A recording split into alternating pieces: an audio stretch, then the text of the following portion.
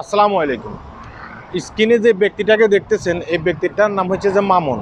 হ্যাঁ, আপনারা দেখতেছেন মালয়েশিয়ান পুলিশ তাকে গ্রেপ্তার করছে। এই ব্যক্তির বয়স হচ্ছে যে ৬৭ বছর। এই ব্যক্তি হচ্ছে আমাদের বাংলাদেশি একজন ব্যক্তি। এই ব্যক্তি কি করছে, মালয়েশিয়া একটা সুপার শপে ঢুকছে মার্কেট করার জন্য।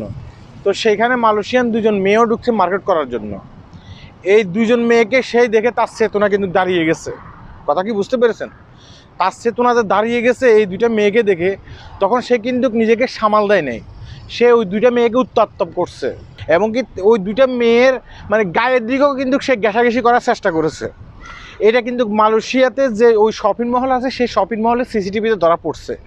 তো ওই মেয়েগুলো যখন চিৎকার চেঁচামেচি করছে, ওখানে যে আশপাশের যে ক্রেতা আছে এবং কি ওখানে যে বিক্রেতা আছে, মানে শপিং মহলে যেসব কর্মচারীগণ আছে, তারা এই লোকটাকে ধরে পুলিশের হাতে উঠিয়ে দিয়েছে। পরবর্তীতে যে বুধবারে তাকে আদালতে উঠানো হয়েছে তার জবানবন্দি নেওয়ার জন্য। সেখানে কিন্তু সে জবানবন্দি দিতে পারে না, কারণ সে মালয় ভাষায় বোঝে না। এই কারণে তাকে আবার মানে জেলে পাঠানো হয়েছে। আমি কেন কথাগুলো বলতেছি দেখেন, সে কিন্তু সিসিটিভিতে ধরা পড়ছে যে সে কিন্তু সেখানে ঘষাঘষি করছে। তার পরবর্তীতে পুলিশ তাকে ধরে নিয়ে গেছে।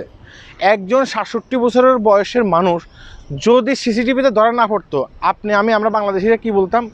আমরা বলতাম যে ৬৭ বছরের বয়সের একজন বৃদ্ধ মানুষ, সে কি কাজ কখনো করতে পারে কি না? হ্যাঁ, করতে পারে অনেক ক্ষেত্রে। কেন করতে পারে? কারণ এরা বাংলাদেশে এইসব কাজগুলো করে অভ্যাস। বাংলাদেশে দেখা গেছে কি এদেরকে ঠেকানোর মতো কেউ ছিল না। হ্যাঁ, এই কারণে তারা সেখানে এই কাজগুলো করতো। যেহেতু এখন মালয়েশিয়াতে আসছে, এখানে এসে দেখলো যে অনেক ধরনের মেয়ে ছেলেরা আছে, অনেক ধরনের পোশাক পরে চলাফেরা করে, তখন তাদের চেতনা অনেক ক্ষেত্রে দাঁড়িয়ে যায়। তারা কি করে, এখানে এইসব খারাপ কাজগুলো করার চেষ্টা করে। তো এটা তো আর বাংলাদেশ না, খারাপ কাজগুলো করে অনেক ক্ষেত্রে তারা পার পেয়ে যাবে, অনেক ক্ষেত্রে তাদের প্রভাব থাকে ওইখানে বাংলাদেশে, এই কারণে তারা কিন্তু পার পেয়ে যায়। কিন্তু এখানে তারা কি করবে, তারা এখানে পার পাবে না।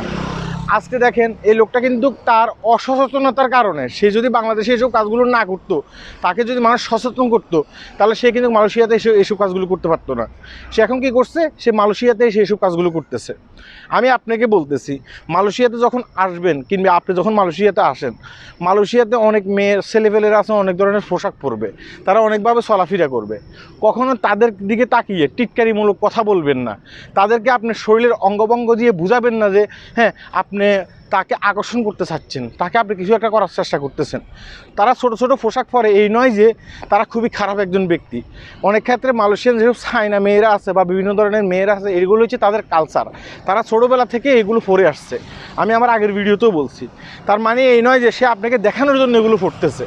তাই মানে এখানে এসে এসব খারাপ কাজগুলো করবেন না, বাংলাদেশিদের মান সম্মান নষ্ট করবেন না। তাহলে একজন ৬৭ বছরের বয়সের বৃদ্ধ যদি এই কাজগুলো করতে পারে মালয়েশিয়াতে এসে, তাহলে যারা ইয়ং ছেলেফেলেরা আছে, যারা মালয়েশিয়াতে এখন আসবে টাকা ইনকাম করার জন্য, আমার দেশকে সচ্ছল রাখার জন্য, তাদের কি মালয়েশিয়ান গভর্নমেন্ট কি বিশ্বাস করবে? মালয়েশিয়ার যেসব সাধারণ জনগণ আছে তারা কি বিশ্বাস করবে? তারা কখনো তাদেরকে বিশ্বাস করবে না। কেন কথাগুলো বলতেছি? হ্যাঁ, বাংলাদেশ থেকে আসতে একটু সাবধানে আসবেন।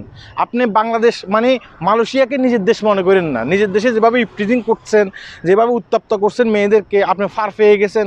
পাশের এলাকার একটা মেয়েকে উত্তপ্ত করার পরে দেখা গেছে কি তারা বিচার দিয়েছে আইন আদালতে। হ্যাঁ, আপনাকে মানে কেউ কিচ্ছু করতে পারে নাই।